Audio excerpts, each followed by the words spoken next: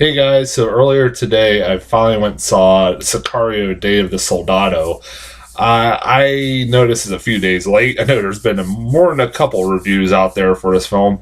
I am late in the game, mainly, as I said this in my Uncle Drew review, I've been working midnights over the last few days, and mainly because it's been like a million degrees outside, and I've been very fucking busy, so I haven't been able to go to the theater as frequently as I've been over the last year or so, and like I said, I just like spend most of my days just really fucking tired anymore. But I will be going back to normal pretty here shortly because I think it's gonna start fucking cooling down finally. And I got a movie coming out tomorrow and a movie coming out on my birthday, which is Friday. So, expect those in the next few days. Anyways, Sicario Day of the Soldado. I liked the first Sicario. I reviewed it back in 2015, and I was a big fan of the movie. Even though if you will go back and watch my review for it, it probably doesn't sound like I liked it as much as I really did.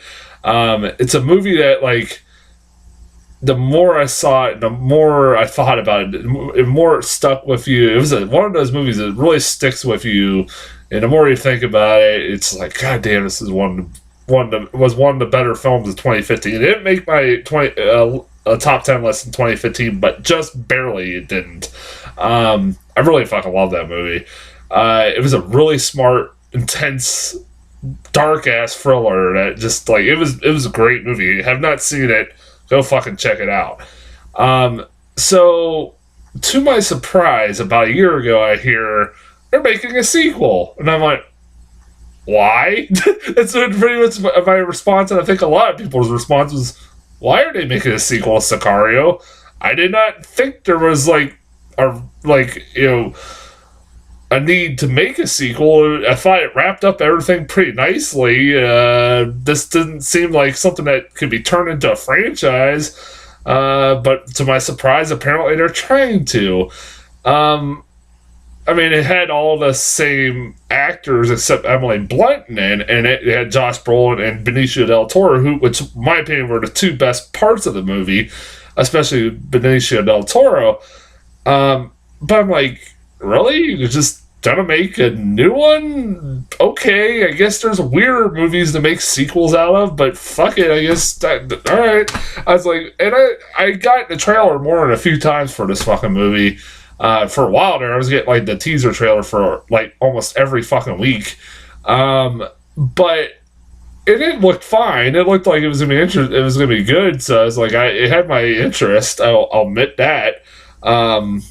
It looked like it would be a pretty worthy follow up to the film, and yeah, I liked it. It was a movie that this is gonna be a weird review, because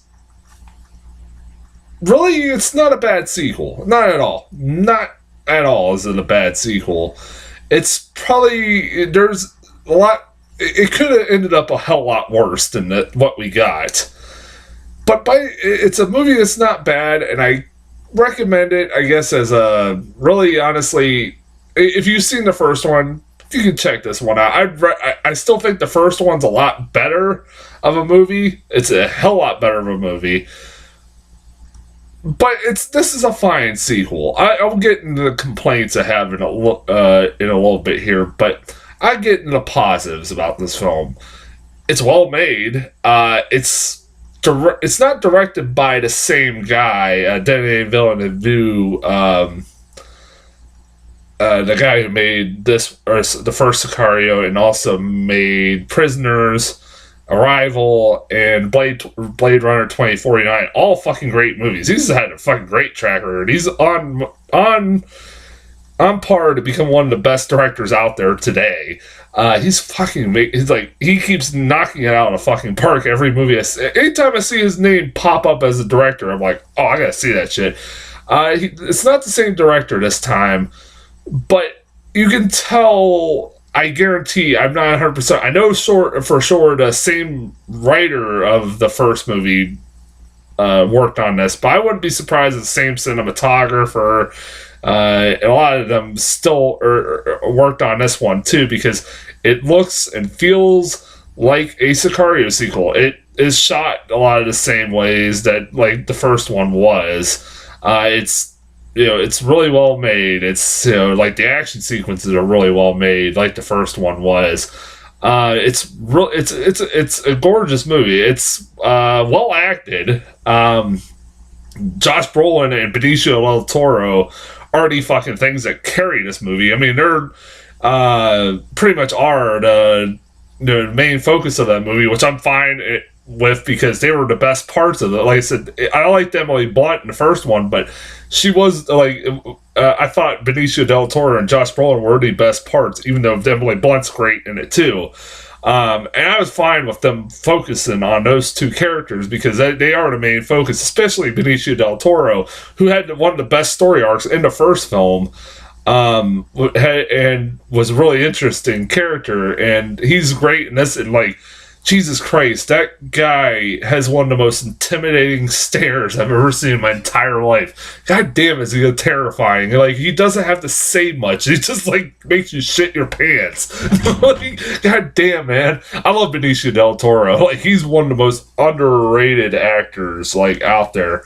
And so is Josh Brolin. Like, this is a great year for Josh Brolin. Like between this and Avengers Infinity War, I'm glad he's getting, like, having a hell of a year. This movie did pretty well at the box office, so I was surprised. I didn't think there was that big of an audience for Sicario for this to get a sequel, but this movie's doing well enough that I think it's outperforming the first one, which I was like, wow, I guess there was an audience for this. I mean, it's like only made $19 million, but it's not bad for this fucking movie. It was not made. You can tell it's not like a big budgeted film. Yeah, like I said, I like Benicio del Toro and Josh Brolin are great in this fucking movie. They are really good. Yeah, like Catherine Keener's in this too, who just pops up very randomly and just is there. It's like in the background. I swear to God, it's like, why the hell is Catherine Keener just put in this? It's like one of those like, why would you put Catherine Keener in this movie when it just kind of seems like this is just a background role? Why would you get a big name actress like that? But whatever. What was that one guy? I know that one actor I always recognize. What is his name? He's the guy. The only thing I remember him from was that horrible Blair Witch sequel. What was it? The Book of the Shadows. He was in the lead in that. He's in this movie. What the fuck was his name? Hold on, I'm looking it up. I know I've seen him in a million things. Pretty sad. That's the only thing I remember him mostly from. Oh, Jeffrey Donovan. There we go. Yeah, how the fuck did I forget Jeffrey Donovan? He's in this movie. Yeah, I fucking love Jeffrey Donovan. I can't remember. Was he in the first one or not? It's been a while since I've seen it. I think he was in the first one. Pretty certain I remember him being in the first one. If I'm wrong, somebody in comments can tell me. I love that this movie, like the first one, pulls no fucking punches. This is a dark, bleak as shit fucking movie. These movies are. They just plain are. And I love that. Like, you dealing with a fucking really tough subject like terrorism, the drug cartel, and stuff like that, and it's brutal. Like, the opening sequence is fucking involving and has a scene where suicide bombers walk into like a Target or a Costco or something like that and blow everybody up. That was fucking crazy. That was a great scene. It was intense as shit and really good. There's a lot of intense scenes in this fucking movie. Like, just, oh, god damn. And like I said, it has the intensity, everything else about it. Like, it's really well made. Like I said, I will not, out of the maybe the most unnecessary sequels out there, this is a really well made movie. I'm not complaining about this movie at all as far as filmmaking goes. It's a lot of heart, a lot of effort went into this movie. It wasn't just like a slapdash film. Didn't feel like a slapdash film. My only problem with this movie was, I don't know if I'm the only one who felt this way by the end of this, is the movie ended, and I just sat there going, was that really fucking necessary? Like, part of me was like, that felt like one of the most unnecessary sequels I've ever seen in my entire life. And it just did. It just didn't feel like I needed this. That I was curious if they were gonna find a way to make it necessary that we're getting a sequel, and by the end of it I felt like there was no reason for this to exist. And they're now going to make it apparently a franchise out of this. Why? Like, just why? Like, why are we taking a movie that was obviously meant to be a standalone film and wrapped itself up very fucking nicely and just make a movie, make a franchise of it? I have no idea. They do it all the time, I know that. But it's just like, it just felt really unfucking necessary, and it does drive me nuts. Like, by the end of the movie, the whole movie's about like, it's the government basically list the Mexican drug cartel as like a terrorist group, and so that gives them free reign to go try to do whatever horrible means necessary to try to take down the Mexican drug cartel. And the reason why they believe this is because they believe that the Mexican drug cartels had ships that they were using to carry terrorists into Mexico that then would cross the border into America. And so, obviously they're that's what obviously those terrorists that end up coming across the border are the ones that end up blowing up the Costco and shit like that at the beginning of the movie. And so, that's what kind of sets the movie off at the beginning of it, like sets the plot off. But by the end of the movie, you find out pretty much that the whole fucking thing was pointless. That really this whole movie could have been avoided, and really this whole movie was pointless. And you just sat there I was like, yeah, because I'm not getting the spoilers, but like you find a few things out by the end of the movie. Like I said, that the whole fucking thing was pointless. It makes the whole movie irrelevant, completely irrelevant. And like it just as a movie, that just seemed like it makes the movie seem like it was just didn't need to exist whatsoever. Like I said, I don't even go into spoilers. But also, one of the things that did drive me nuts a little bit, I don't know if I'm the only one, is like the characterization of Josh Brolin and Benicio del Toro. In the first one, it was established pretty well that they were kind of scummy, terrible human beings that or almost in some ways, that are willing to do the dirty work, to do the horrible things that is needed to, protect America, yada, yada, yada. Benicio del Toro, Benicio del Toro is a character in that, if you haven't seen the first one, this is getting into spoilers, he was a guy, if I remember correctly, worked for a Mexican drug cartel that was hired by the CIA to help take down a rival Mexican drug cartel whose leader killed his whole fucking family very brutally, and by the end of it, murdered the leader of the Mexican drug cartel and his whole family cold-bloodedly while they're having fucking dinner. One of the best scenes in the whole movie. But in this one, all of a sudden he has a moral compass. And I was like, what? Like, I was just sitting there like, that kind of bugged the hell out of me. I'm like, because the whole movie revolves around him kidnapping the daughter of another Mexican drug cartel leader, who was really the person that you find out was in charge, or pretty much set the hit out on him and his family. And you're sitting there like the whole time, like he has reservations and doesn't want to kill this girl because you've seen the trailers, you know about this. Like he's ordered that eventually at one point to killed a girl and get rid of her, and he has reservations. And you're like, when the hell did you have reservations all of a sudden? I'm like, I guess because he feels like this daughter, or like, you know, she's in a horrible situation and that she's innocent in this whole situation. But I'm like, what about his wife and that other guy's wife and kids? They really didn't do anything. I don't remember them doing anything to cause him to kill them in the first one. I don't. So why are you getting reservations all of a sudden now? What the fuck? Like, he's turned into Logan. Like Wolverine and Logan.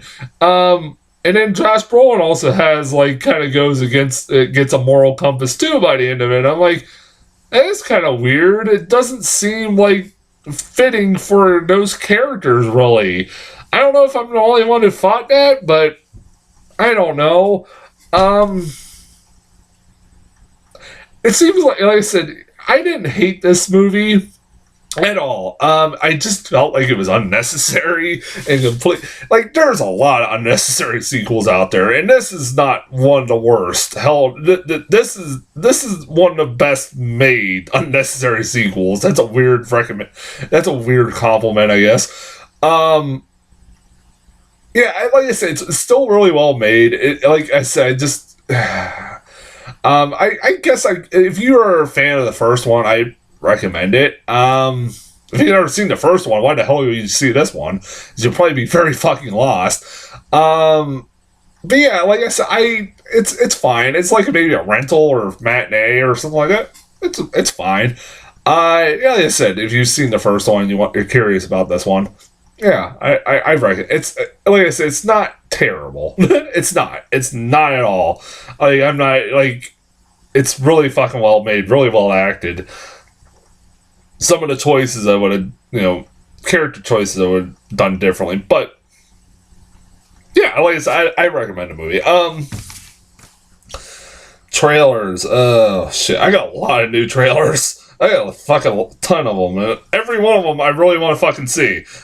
all for movies that I really want to see. The only like old trailer that I got was A Star is Born, which was weird to put in front of that movie. But anyways, Equalizer 2, this is the first time I've ever seen really a trailer for this, and I know it's coming out like a month or a couple weeks from now.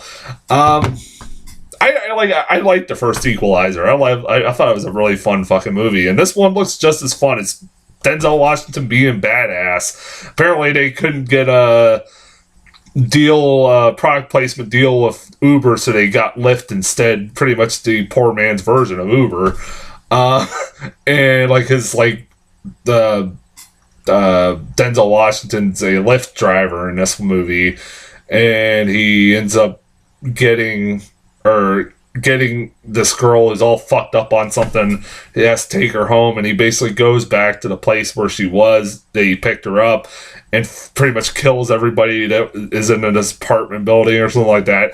Looks pretty cool. And then, he ends up getting involved with some fucking militarized people or so. I don't know. It's Denzel Washington being a badass again. Like I said, I like the first one. And Antoine Fuqua is back doing it. I thought he wasn't doing this one, but he is. So cool. So yeah. White Boy Rick. Okay, my dad was named Richard. I'm sure he would have fucking loved this title. White Boy Rick. That's like one of the dumbest titles. One of the dumbest movie titles I've heard in a while. But this movie, besides that fact, this movie looks really fucking good. It's about this kid who ended up being the youngest FBI informant in history, like at the age of 14. He was like a drug dealer and a fucking hustler and shit like that. His dad was also one who's being played by Matt McConaughey. Again, I'm all on board for this, like, McConaughey-assance or whatever the fuck you want to call it. Where he's just continuously making good movies and not doing romantic comedies. He's like, I love this McConaughey, man. This is like, I'm glad what's that other movie he's got coming out? Van Halfway. I forgot what the fucking title is, but that looks really good too. Looks like he's trying to get an Oscar, maybe even won this too. Like, goddamn, I love this McConaughey. Like, he's one of the best actors out there when he does the right role. The Predator. Oh, speaking of this was a first of 2 Red Band trailers I got. I don't remember the last time I fucking got a Red Band trailer. I got 2 back to back. One for The Predator. I'm all excited for this fucking movie. Like, I love the first Predator, and it's Shane Black directing it. And I didn't realize he wrote the first Predator, which, if he did, holy shit, I'm all on board. Like, I love the idea of Shane Black making a Predator movie. That just sounds really fucking cool. And it's like a big, giant, fucking hulking, steroid-esque Predator, like, that comes down. I'm all on board. Like I said, this just, like, it looks like my cup of tea. I'm fucking seeing that shit opening night. I said, oh, hell yeah, I love the Predator movies. Mile 22, this was another Red Band trailer I got in front of it. Sicario, it was a more extensive trailer. It's Peter Berg's new action movie. God damn, that guy can make some really good action movies. And this is like, Mark Wahlberg, Ronda Rousey, and them are like a special ops team that basically gets people across state lines or something. I don't remember. Like, and to basically the safety that have valuable information that the government wants or something like that. It looks really good. It looks fucking great. And First Man, the new movie from the guy who made La La Land, Damien Chazelle. He has made a movie about Neil Armstrong. And it's like a movie that's trying to make... The only thing that drove me nuts about this trailer is like it's trying to build tension about the moon landing and how dangerous it was, and like how like they were risking their lives. And it makes like this movie's trying to build... This trailer is like trying to build suspense about what happened. You're like, dude, we know what happened. like, stop it. Like, stop trying to build suspense. That was driving me nuts. It's Ryan Gosling playing Neil Armstrong, which is cool, and Claire Foy as his wife. Yeah, that looks really fucking good. It does look really good, though. It's Damien Chazelle's, like, follow-up from La La Land, so it looks good. Yeah, that's as far as trailers. I will be back... Probably tomorrow, I'll probably go see the first Purge. And then Friday, on my birthday, I'll be going to see Ant-Man and the Wasp. And until then, I'll talk to you guys later.